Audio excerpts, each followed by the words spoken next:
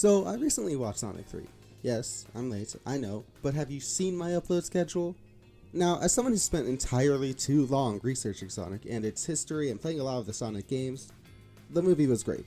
My friends actually laughed at me because I legit started crying. If I had a nickel for every time I said that in a video, I would have 2 nickels, which isn't a lot, but it's weird it happened twice.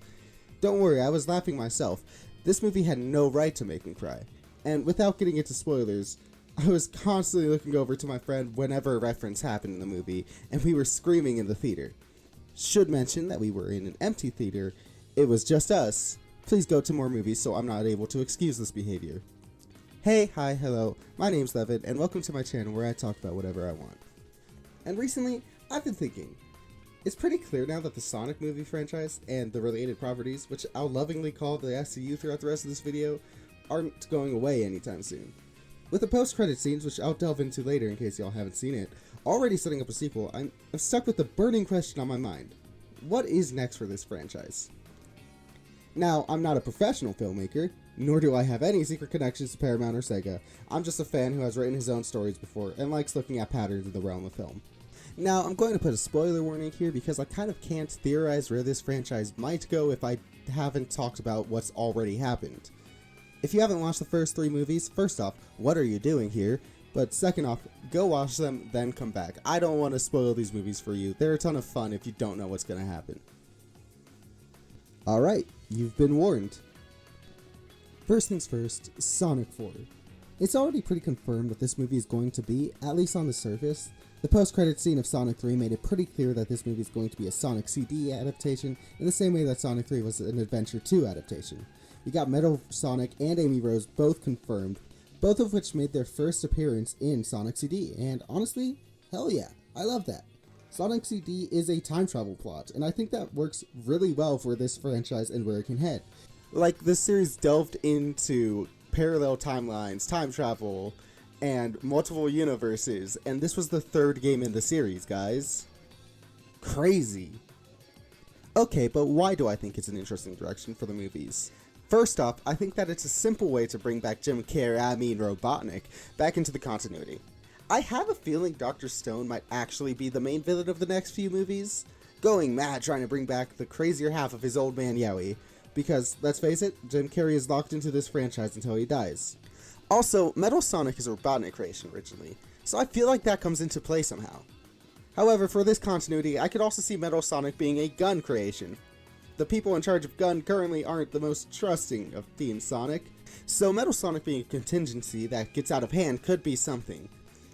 I also feel like having Robotnik secretly have time traveled back and be in Gun, while wild and out of left field, I think it lets us have the best of both worlds. Narratively, it makes more sense for Gun to have made Metal Sonic. But also, he is a Robotnik creation that has kind of been set up to be being created in the background of the past 3 movies. Also, you can't lie, the idea of Jim Carrey stepping out of a Gun uniform and revealing himself as being back alive in this franchise would go hard. Either way, Sonic 4 will probably start exactly where the post-credit scenes leaves off, just like the previous movies, and it will probably follow Team Sonic trying to find out who made Metal Sonic, as well as trying to keep Stone from messing with time travel. Time travel that he discovers because of Amy coming in, because yes, I think Amy is from the future. I have no proof of this, I just think that she is.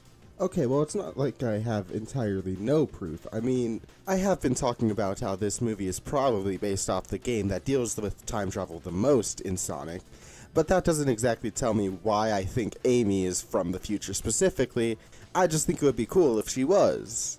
Anyways, back to plot stuff. We all know that there's gonna be an empathetic speech from Sonic, this time probably talking about loss, seeing as this plot that I'm running with is Stone trying to get Robotnik back. I think it would also be a nice moment for Team Sonic to tell Stone about all their losses, like Knuckles being the last of the Echidna tribe, and Sonic with Longclaw. I don't expect it to be really focused and heavy and dramatic with the death talk, but this is a kids movie, and the lesson to move on and accept death as it is a lesson I think can be shown well and pretty influential to people. However, it'll be too late anyways, because Robotnik comes back or is revealed to have always been back, and if we're lucky we'll get a Giga Metal fight. Either way, I just think that this movie's gonna ultimately end with Silver being teased.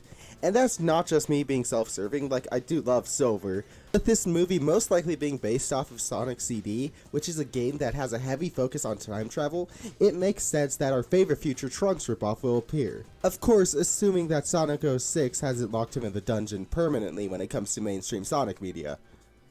Free my boy. But Levin, I hear you guys asking, what about Shadow? Well, hear me out. Last we saw him, he was kind of flying off into space after destroying a satellite, and I think that sets him up really well for his own spin-off series in the same vein as Knuckles. I think it's going to be probably more self-aware and less needlessly edgy than Shadow's previous spin-off track record, since that's just kind of the entire vibe of the SCU. However, I do think that it will be a loose adaptation of the other Shadow Solos games. Black Arm and Black Doom and all. In this universe, Shadow wasn't a man-made creature, so Shadow probably is going to be a lot more directly related to the Black Comet, seeing as I think that's the comet that we already saw him in from the movie. Wild theory, but I have a feeling it's something Sega would do. Do they do the Amnesia plotline? I hope not, purely because those plots are just rarely done well, but it is also one of Shadow's most influential and major plotlines, so I think they're gonna do it. I don't think it'll start out on Earth. That'll help keep him separated from the Sonic 4 plot, which I don't think he'll be a part of. In fact, I don't think he's going to come back into the mainline franchise until Sonic 5. Tail end of Sonic 4 at most. And even then, he won't be a main player in the movie. So Shadow is on some alien planet, or hell, or maybe a different dimension or different time, who knows, fighting the Black Doom. He beats him and he travels back to Earth. Probably being assisted by Rouge the Bat, because I feel like if they're going to introduce her in any spin-off, it should be Shadow. I mean, she does team up with Shadow the most. And hey, if we're lucky, we might even get a Bio-Lizard reference or two. Please Sega, I am on my knees. Stepping away from Shadow for a moment though, let's talk about if I think Knuckles will get a Season 2. I really hope so, because I really hope that they adapt Knuckles vs. the Chaotix, because goddammit, I just love my Chaotix boys. Is it completely wishful thinking? Yep. I don't see it actually happening. If anything, I feel like Chaotix are some of the mainline Sonic casts that can sit out of this franchise. But I do hope that they bring back Espio and Victor and Charmy, because they're just amazing. Bonus points if they're still just trying to pay rent. And that brings me to the final thing I want to talk about. Sonic 5. This could honestly serve as a natural conclusion for the Sonic movies. I mean, it probably won't. This franchise has been nothing but bangers, and Sega's going to be smart to beat the dead horse till it's dry. But I can at least pretend that they'll end the phase here.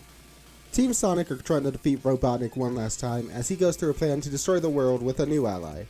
It'll probably be Chaos, because, well, Chaos energy already exists in this universe, and it did kill Robotnik, which could introduce him.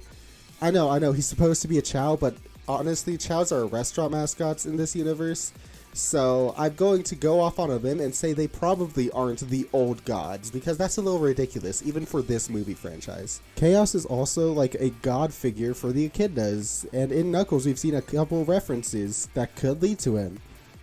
Also, I think Chaos is more likely because, well, Mephiles and Iblis and Solaris are confusing even to the people who actually like the Sonic lore. Like, it gets wild. I think, of course, Silver is going to be the resident on the bad guy side for a little bit, but I think him turning on Robotnik will be a lot quicker than Shadow and Knuckles were. This may be helped by Blaze coming into play because, well, Blaze, or maybe they decide not to add another character and it's just Silver being the paragon he is. And of course, this assumes that they're going to have Robotnik as the villain, but there are multiple other choices. Dr. Stone, Gun themselves, or hell, even Metal Sonic coming back as Neo Metal from the future. Because time travel. I'm not sure how sold I am on that theory, but I have seen that floating around on the Reddits and stuff, so I figure I might as well shout it out. And I mean, there's just as much evidence for Chaos as there is for Mephiles and Solaris and all those people. Such as the Flames of Disaster just existing in general. Yeah, to everyone who's only watched the movies and the show, the Flames of Disaster are like a main plot point in Sonic 06, which is probably why it was memed on so much. But regardless of who the villain is, please let it be Chaos. I think that this is going to serve as the finale to Phase 1. Who knows, maybe a couple of the human characters get written off in a nice way. I don't think they're going to kill Tom off, but I also think that his inclusion in future stories would make things feel just a little crowded. And his continued inclusion in the movies, regardless, are always contentious, and he's kind of hated by a couple of fans. Not me, I love him, but I've seen the Tom hate. I've seen the people cheering when they thought he was going to die in Sonic 3. And I'm not saying they have to make the rest of this franchise take place in Mobius or whatever they decide to do, even though the reference to Sad AM would be really cool. They don't have to do it. They can do whatever they want with this franchise. I just think that if they're smart, they'll make room for more of the iconic characters than Tom. As much as I love Tom. And that's about all I wanted to say about the SCU. Yeah, I didn't go into detail because, well, I can't. Like I said, I don't have any insider information. I'm just a dude yapping. Sonic is awesome, the movies have been awesome, and if I have a chance to talk about them, I'm going to take it. I also wanted to say thanks on all the love and support on my previous video. That did crazy numbers that I wasn't expecting it to do. It got 300 views in like 2 days, guys. That's insane for someone coming off of a year hiatus, so thank you so much. And if you want to keep up to date with all my channel stuff, subscribe. The channel icon should be on the screen right now. And if you want to watch that Attack on Titan video, maybe you missed it, you can also click on it on the screen right now. That would be really cool. Alright, that's all I wrote. Be good people.